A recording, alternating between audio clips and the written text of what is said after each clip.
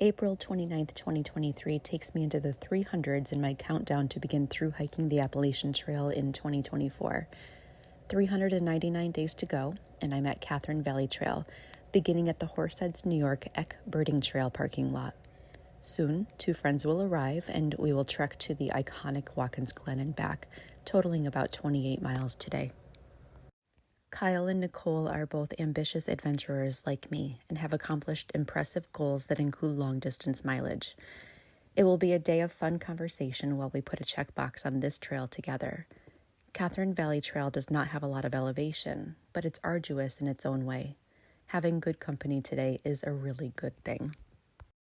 The trail that we are on today includes a lot of dirt, gravel, and pavement paths that wind in and around residences and businesses, roads, towns, and wildlife habitats. This is a well-known bike path as well. The Catherine Valley Trail follows the rail bed of the former Northern Central Railroad, as well as the former Chemung Canal towpath.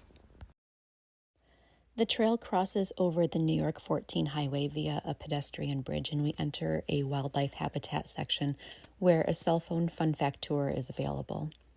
Here, the winding path and the luscious green has Nicole talking about all the immune system boosting T cells being activated by the trees. We have great informative conversation until our first of a couple bathroom pit stops along the path. There is a little bit of road walking in Millport in order to pick up the beautifully scenic path once again. It is no wonder former Elmiran and lawyer Edward Hoffman worked so diligently to help provide this area for recreational enjoyment. The landscape and all of the plant life is stunning. Ed first purchased this land with many fundraising efforts and the help of world-renowned innovative company Corning Incorporated, and then turned around and donated the land back to the New York State Parks. Unfortunately, where we get to enjoy all of the pleasantries, Ed passed away before the first section of the trail was completed. As we walk along mile after mile, conversation does not falter between Kyle, Nicole, and me. We enjoy all the plant life and share many discussions about healthy eating and the important roles that nutrition plays in preventative health and how food can be medicine for those that have current ailments. It is amazing what eating some fruits and veggies can do for our bodies. We also talk about how being more active and enjoying the great outdoors really contributes to our overall sense of well-being, mental health, and ways of coping with stress in the modern-day buzz of current affairs. With easy-to-follow signs, we enter Montour Falls and pass a former railroad depot. We navigate some quaint streets in this town known to be a glorious historic district on our way to visit the 165-foot Chiquagua Falls. How neat to have a huge waterfall right in the middle of a town.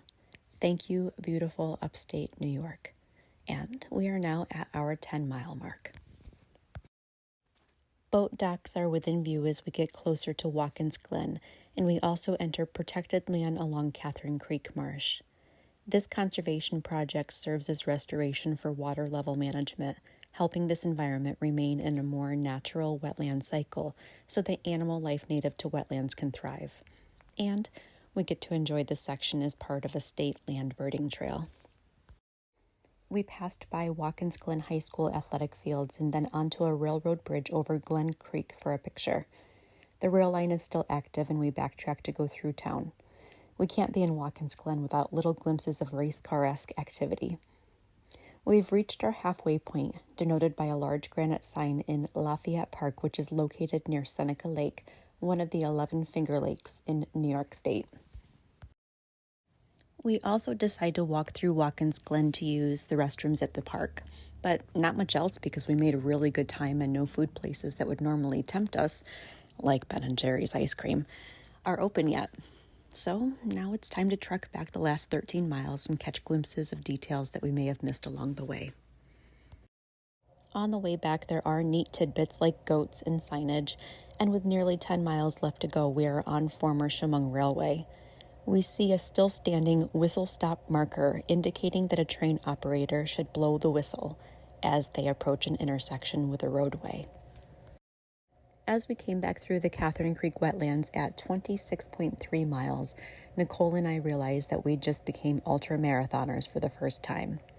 Kyle has done 100-mile races in the past, and he's happy to be back and going a fair distance today, too. Just about a mile left to go, and we see our cars waiting for us. Still smiling, we say thank you to this trail named for prominent Indian chiefess Catherine Montour, and to each other for the camaraderie in this huge accomplishment. What a really wonderful day with very, very happy trails.